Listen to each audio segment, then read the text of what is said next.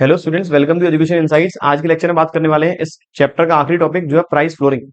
पिछले लेक्चर में मैंने बात की प्राइस सीलिंग के बारे में। मैक्सिमम प्राइस गवर्नमेंट ने डिसाइड की ताकि हर एक व्यक्ति जो एसेंशियल आइटम आज परचेज नहीं कर पा रहा है इजिली परचेज कर पाए अफोर्डेबल प्राइसेस पे।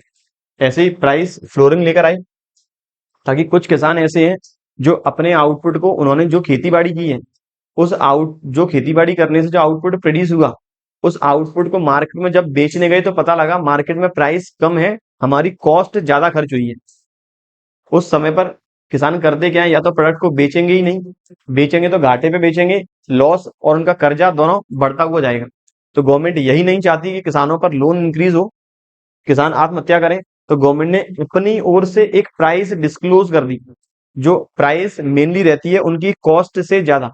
फॉर एग्जाम्पल, किसान ने सपोज जो खेती बाड़ी की है उसने गेहूं का प्रोडक्शन किया है। अब गेहूं की जो प्रोडक्शन कॉस्ट आई है वो आई है 9 रुपए पर केजी, ये आई है 9 रुपीज पर केजी। तो गवर्नमेंट ने ये कह दिया हम आपसे खरीदेंगे 9 रुपए 50 पैसे पे। गवर्नमेंट ने अपनी प्राइस डिस्क्लोज कर दी 9 रुपए 50 पैसे, क्योंकि यदि मार्केट में इस 9 रुपए से रेट रही कम तो किसान डिस्करेज नहीं होगा। किसान के पास दूसरा ऑप्शन है कि हम सरकार को बेच सकते हैं।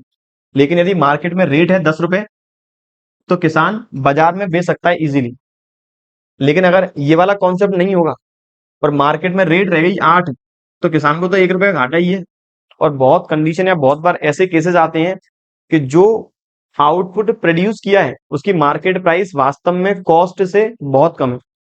तो वहां पर किसानों के लिए दूसरा ऑप्शन अवेलेबल है, इजीली गवर्नमेंट को बेच सकते हैं। इसीलिए प्राइस फ्लोरिंग का कॉन्सेप्ट इंप्लीमेंट किया। देखिए प्राइस फ्लोरिंग क्या कहता है, इट मींस मिनिमम प्राइस जो कि generally more than the cost of production, जो कि मेनली रहती है कॉस्ट ऑफ प्रोडक्शन ज्यादा, decided by the government for encouraging the farmer. This tool is also known as MSP, इसे हम मिनिमम सपोर्ट प्राइस भी कहते हैं। इस कॉन्सेप्ट के भी रीजन क्या है, बहुत बार जब मार्केट में सेलिंग प्राइस कॉस्ट से कम है तो वहां पर किसान बहुत बार आत्महत्या कर लेता है। तो इस आत्महत्या को रोकने के लिए, हाई कॉस्ट ऑफ डेट को रोकने के लिए गवर्नमेंट अपनी तरफ से प्राइस डिस्क्लोज करती है कि मार्केट में नहीं बिका इस रेट पर तो हम खरीदेंगे।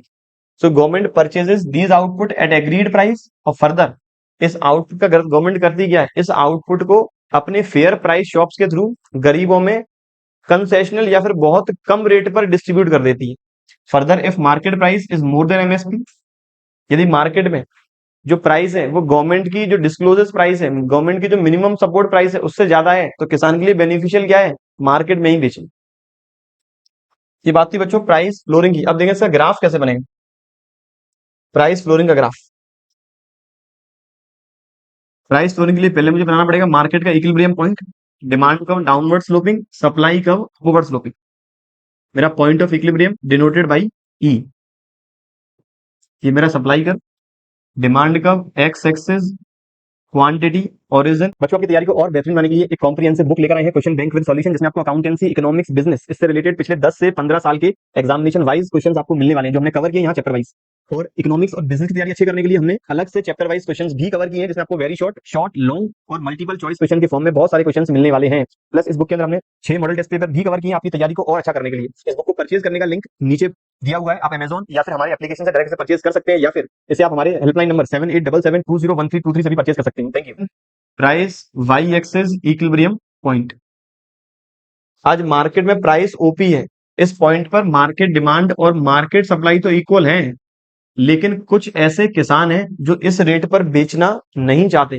बेचना क्यों नहीं चाहते, क्योंकि ये रेट उनके लिए कम है, ये उनकी कॉस्ट ऑफ प्रोडक्शन से भी कम है, और इसी वजह से ये मार्केट सप्लाई की डेफिनेशन से हो गए बाहर। मार्केट सप्लाई कहती है जब जो प्रोड्यूसर है उसके पास सफिशिएंट फैक्टर है प्रोडक्शन करने के लिए और मार्केट में जो प्राइस चाहता है वो एग्जिस्ट करती है, तभी मार्केट सप्लाई के अंदर उसे कंसीडर किया जाएगा। यहाँ वो प्राइस एग्जिस्ट करती नहीं, इसलिए फार्मर ने आउटपुट मार्केट में सेल किया ही नहीं। लेकिन गवर्नमेंट ने ये प्राइस बढ़ा दी, गवर्नमेंट ने इससे प्राइस थोड़ी इंक्रीज कर दी, जिसके अंदर उनकी कॉस्ट भी कवर हो गई और थोड़ा सा उन्हें मुनाफा भी जनरेट हो गया। लेकिन जैसे ही प्राइस बढ़ी क्या इफेक्ट आया, इफेक्ट आया लॉ ऑफ डिमांड की वजह से डिमांड हो गई कम और लॉ ऑफ सप्लाई की वजह से सप्लाई हो गई ज्यादा।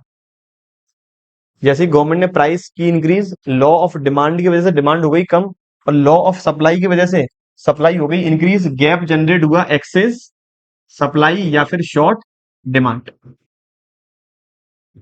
और गवर्नमेंट ने फिर इस गैप को दूर कैसे किया? गवर्नमेंट ने डिमांड कम को फुलफिल कैसे कर दिया? किसानों से खरीदा ज्यादा रेट पर गेहूं, और जो लोग कम प्राइस पेड करना चाहते हैं या फिर जो लोग इस प्राइस पर अफोर्ड नहीं कर पा रहे हैं, उन्हें फेयर प्राइस शॉप्स के थ्रू डिस्ट्रीब्यूट करना स्टार्ट किया।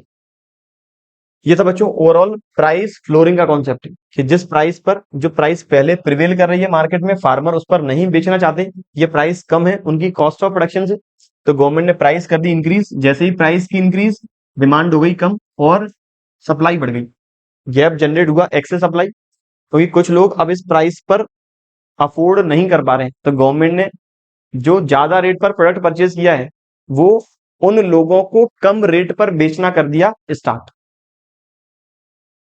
तो मैं यहां से ये कह सकता हूं प्राइस फ्लोरिंग की वजह से इकोनॉमी के अंदर जो दिक्कत आई, वो दिक्कत अराइज हुई एक्सेस सप्लाई या फिर शॉर्ट डिमांड की। बच्चों ये बात थी ओवरऑल चैप्टर नंबर 5 की, जहां मैंने कवर किया market equilibrium, simultaneous changes effect, simultaneous changes demand और सप्लाई का, प्राइस सीलिंग, प्राइस फ्लोरिंग और एक्सेस डिमांड और एक्सेस सप्लाई के बारे में। ऐसे ही रिलेटेड टॉपिक डिस्कस करने वाले हैं अपने अगले लेक्चर में। आपको यदि कोई दिक्कत आती है स्पेसिफिक प्रॉब्लम में, तो आप लोग कमेंट जरूर करें। ऐसे रिलेटेड टॉपिक डिस्कस करने वाले अगले लेक्चर में, पढ़ते रहिए और बने रहिए हमारे यूट्यूब चैनल एजुकेशन इनसाइट के साथ। Thank you.